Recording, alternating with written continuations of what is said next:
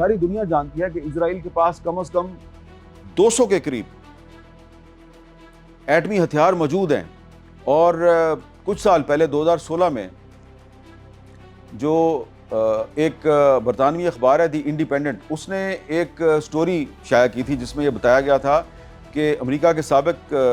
secretary of state, سابق secretary خارجہ colon پاول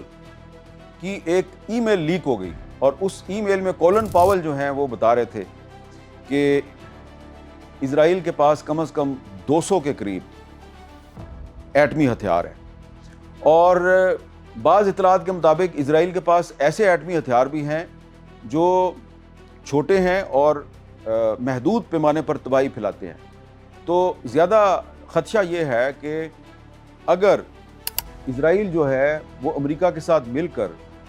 ایران کا جو میزائل پروگرام ہے اس کا خاتمہ نہ کر سکا، اور ابھی تک ایران جو ہے وہ میزائل فائر کرتا جا رہا ہے، اس کی جو لانچنگ پیڈ ہیں جہاں جہاں سے میزائل چلائے جاتے ہیں، تو وہ اگر ان کو تباہ و برباد نہ کیا جا سکا، اور اسرائیل کو ایسا لگا کہ اب ایران کے میزائل جو ہیں وہ روزانہ تل ابیب میں بھی آ کے پھٹتے ہیں، حیفا میں بھی پھٹ رہے ہیں، اور اب دمونہ تک پہنچ گئے ہیں، اور کسی دن ایسا بھی ہو سکتا ہے کہ اگر ہم نے ایران کی کسی ایٹمی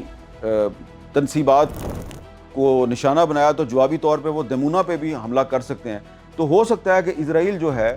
وہ اس ہیوملیشن سے، اس تضحیک سے بچنے کے لیے کہ ایران نے اس کی ایٹمی تنصیبات کو بھی نشانہ بنا دیا، تو وہ ایران کے خلاف